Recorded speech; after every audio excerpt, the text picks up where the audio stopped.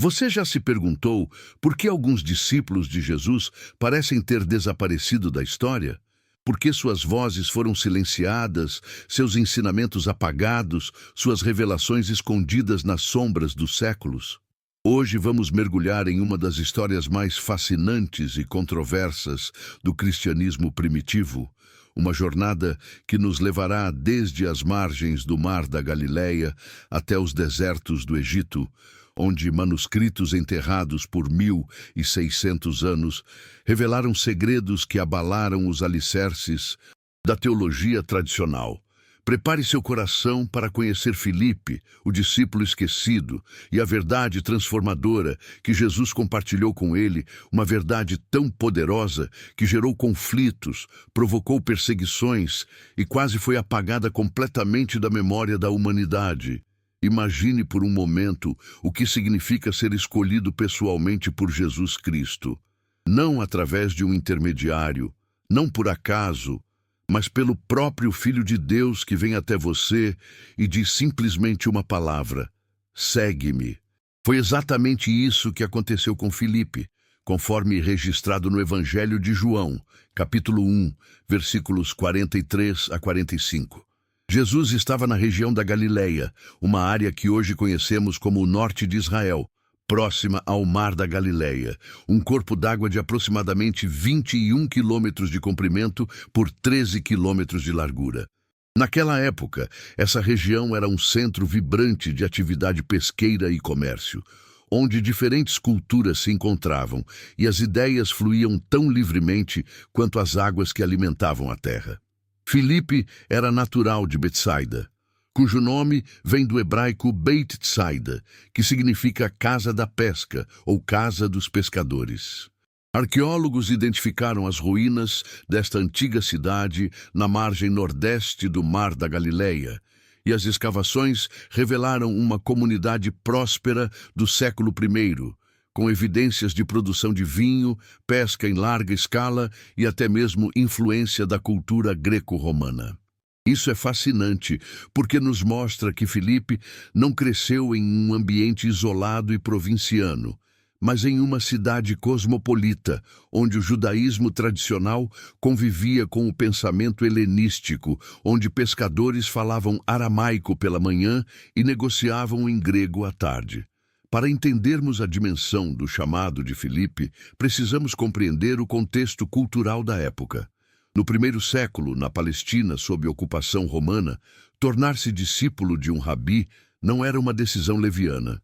Antropólogos culturais explicam que o sistema educacional judaico era rigoroso e hierárquico.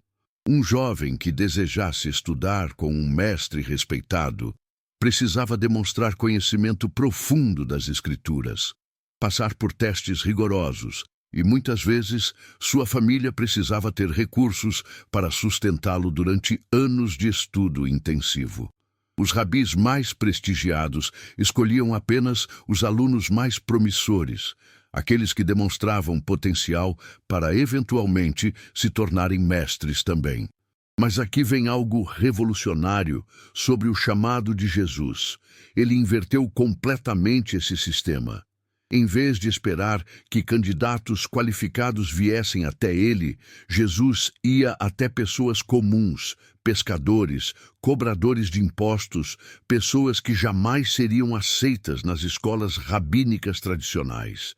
E quando ele encontrou Filipe, não houve teste, não houve exigência de currículo, não houve período de avaliação. Apenas duas palavras simples no grego original: akoloutei-moi, segue-me. A palavra akoloutei vem do verbo grego akolouteo, que significa muito mais do que simplesmente caminhar atrás de alguém. Carrega o sentido de acompanhar intimamente, de adotar o mesmo caminho de vida, de compartilhar destino e propósito. E qual foi a resposta de Filipe? Ele não pediu tempo para pensar, não consultou sua família, não elaborou uma lista de prós e contras. As Escrituras nos dizem que ele imediatamente seguiu Jesus e, mais impressionante ainda, foi procurar Natanael para compartilhar a descoberta. encontramos aquele sobre quem Moisés escreveu na lei e a quem se referiram os profetas, Jesus de Nazaré, filho de José, declarou Filipe com a convicção de quem acabara de testemunhar algo que mudaria o rumo da história. Essa fé imediata, essa capacidade de reconhecer a verdade divina sem hesitação, define quem Filipe era. Um homem de mente aberta, espírito investigativo e coração preparado para receber revelação. Mas aqui está algo que a maioria das pessoas não percebe sobre Filipe. Entre todos os 12 apóstolos, ele possuía uma característica única que o tornava especialmente adequado para receber ensinamentos profundos e controversos.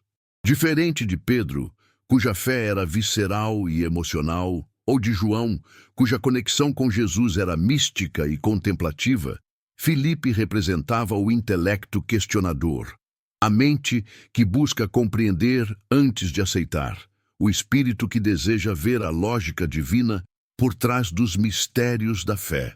Vemos isso claramente no episódio da multiplicação dos pães, registrado em João capítulo 6, versículos 5 a 7.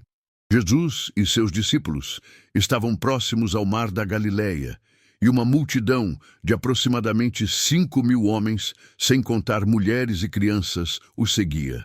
Historiadores estimam que o total poderia ter ultrapassado 15.000 pessoas. Para contextualizar, essa era uma população equivalente a uma pequena cidade da época. Alimentar tal multidão seria um desafio logístico imenso mesmo hoje. Imagine há 2.000 anos, em uma região remota, longe de centros urbanos e mercados.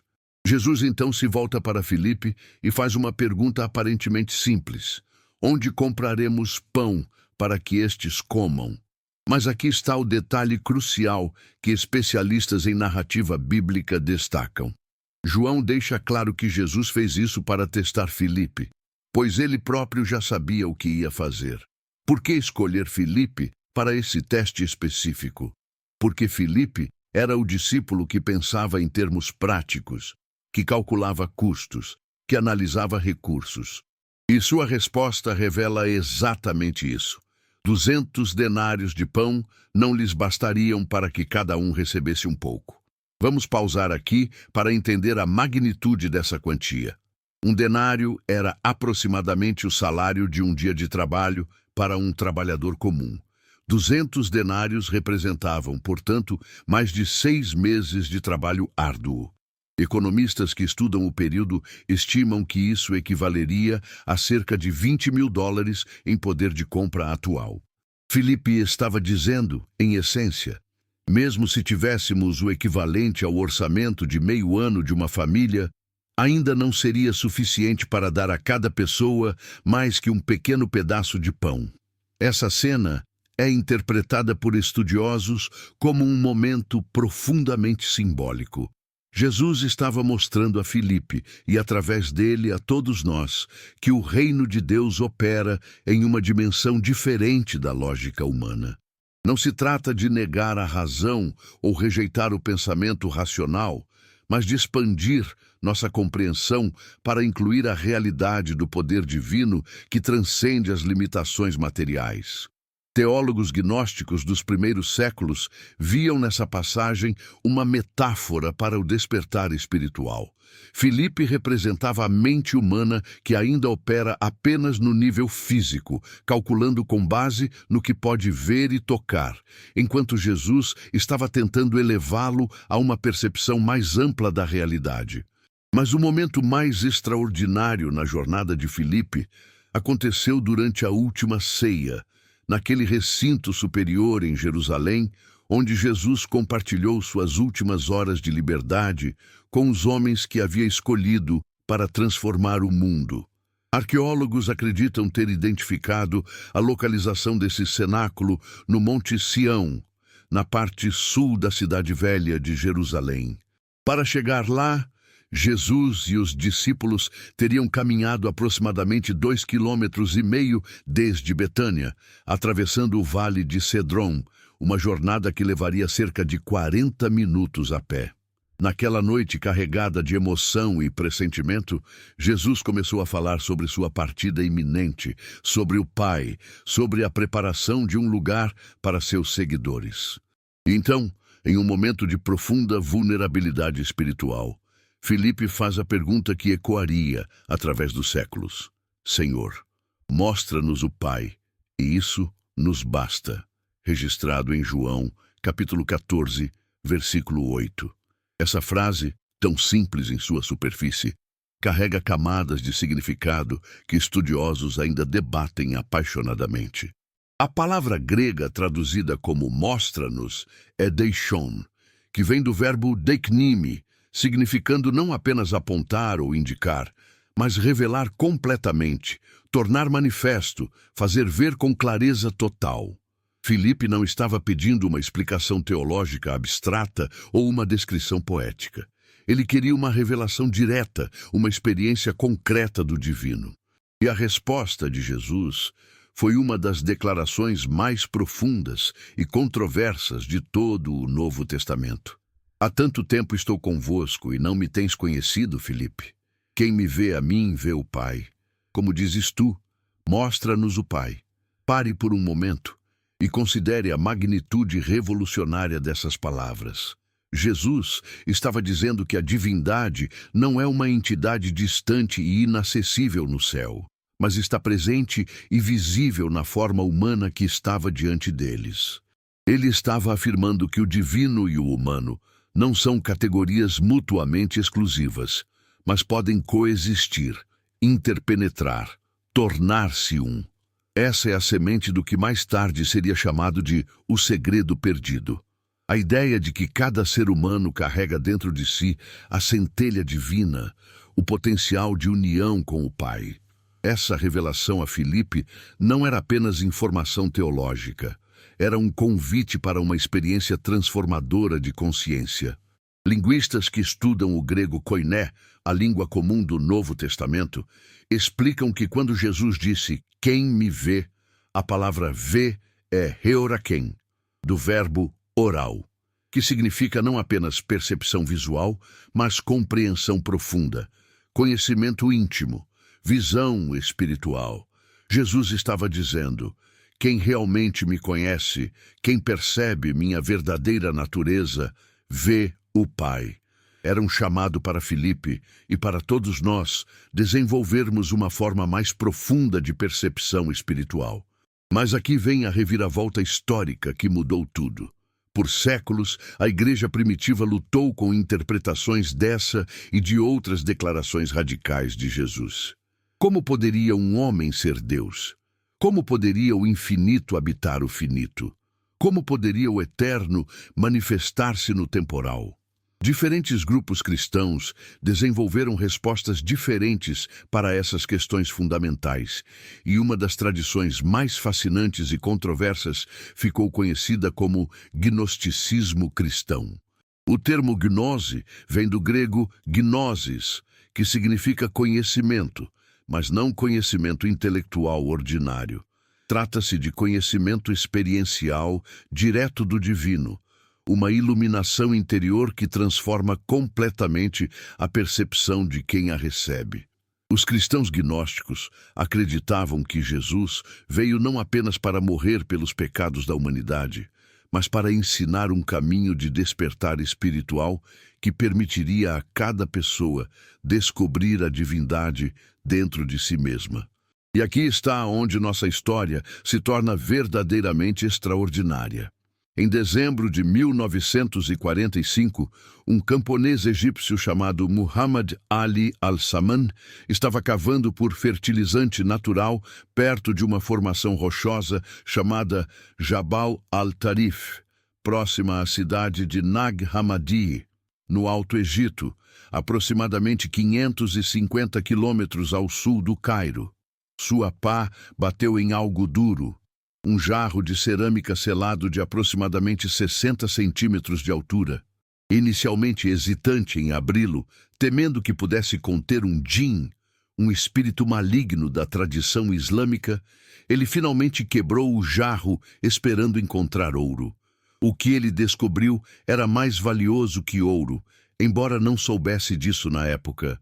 Dentro do jarro estavam 13 códices de papiro encadernados em couro, contendo 52 textos diferentes, a maioria completamente desconhecida do mundo moderno.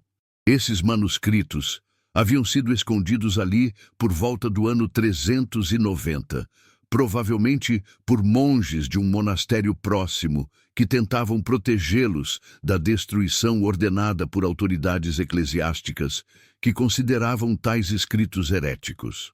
Entre esses textos estava o Evangelho de Filipe, um documento que mudaria para sempre nossa compreensão do cristianismo primitivo e dos ensinamentos que circulavam nos primeiros séculos após a ressurreição.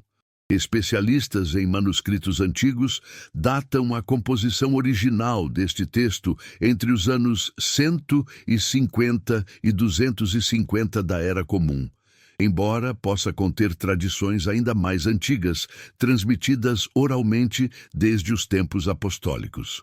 O Evangelho de Filipe não é um evangelho narrativo como Mateus, Marcos, Lucas e João. É mais parecido com uma coleção de ensinamentos, reflexões teológicas e interpretações místicas dos ditos de Jesus. Está escrito em copta, uma língua que usa o alfabeto grego, mas preserva a estrutura do antigo egípcio, e os estudiosos acreditam que foi traduzido de um original grego que se perdeu. O texto que sobreviveu tem aproximadamente 15 páginas e contém 127 ditos ou ensinamentos distintos. Agora, aqui vem a parte que gerou, e ainda gera, intenso debate e controvérsia.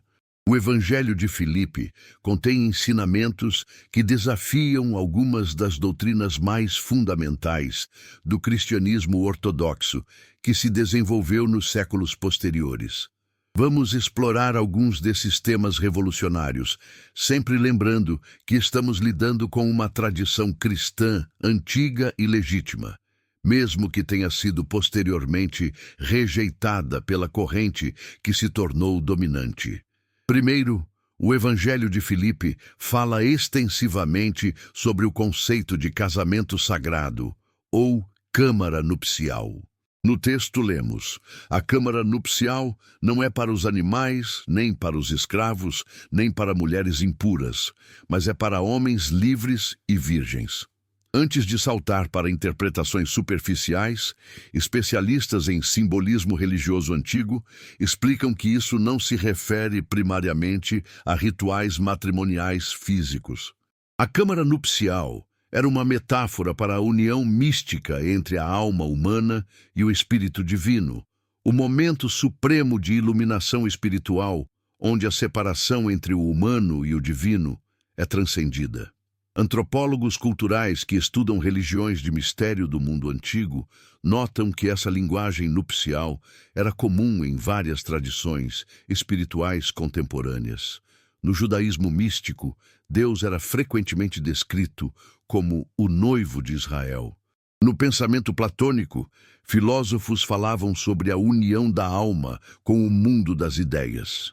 O que torna o Evangelho de Filipe único é como ele conecta essa tradição metafórica com os ensinamentos específicos de Jesus sobre o reino de Deus.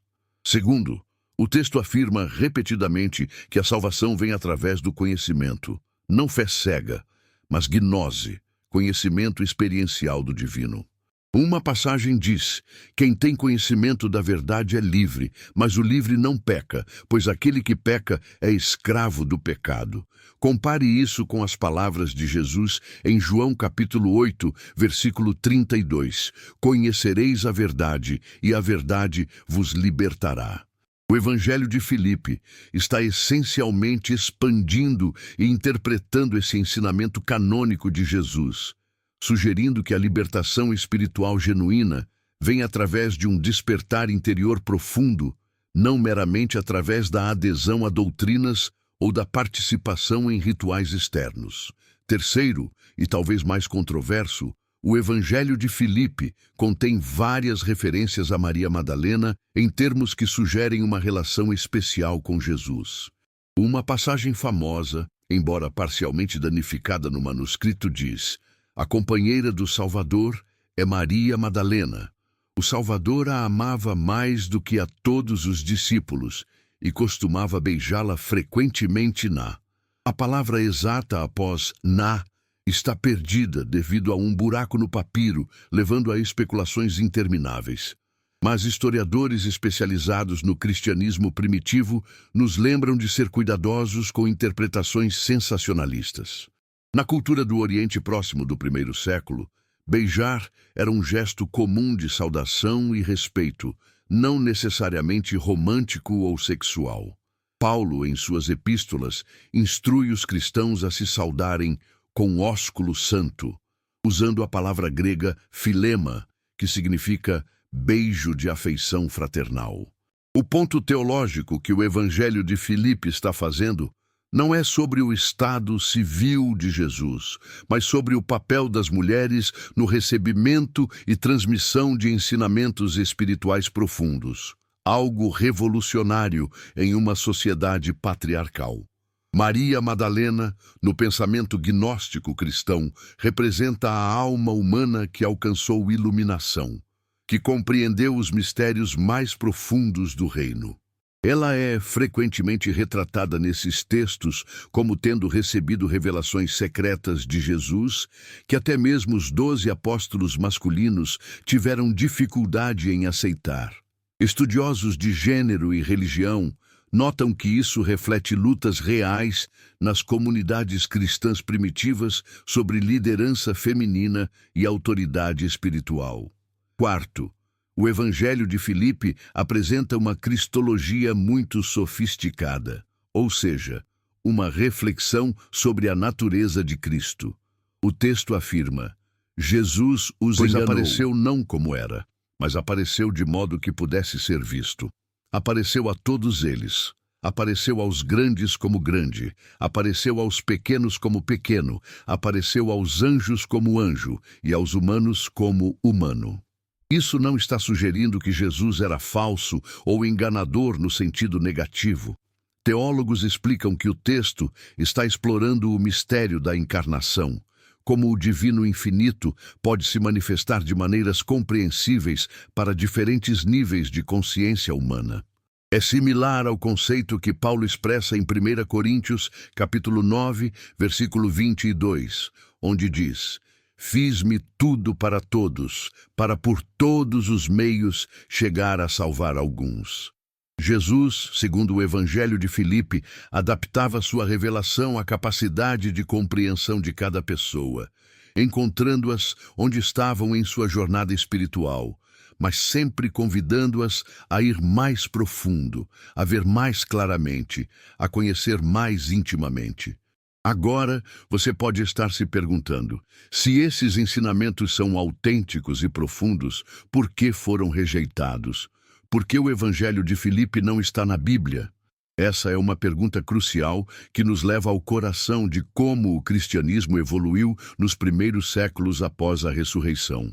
Na segunda parte desta jornada, exploraremos exatamente isso.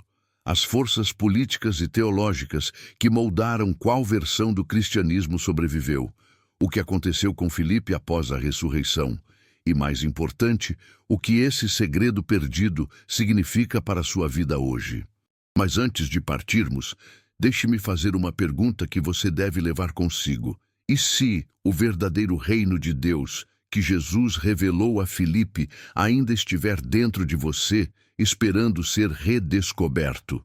E se a transformação que você busca não requer uma viagem distante ou um conhecimento secreto impossível, mas apenas abertura para ver o que sempre esteve presente? Na próxima parte, descobriremos como o Evangelho de Filipe foi silenciado pela história, o que aconteceu com o próprio Filipe em sua missão final, e como podemos recuperar as verdades perdidas que podem transformar nossa fé hoje. Até lá, que você permaneça curioso, aberto e disposto a ver Jesus de maneiras novas, assim como Filipe fez há 2000 anos nas margens da Galileia. Que a paz de Cristo esteja com você enquanto você reflete sobre essas verdades profundas.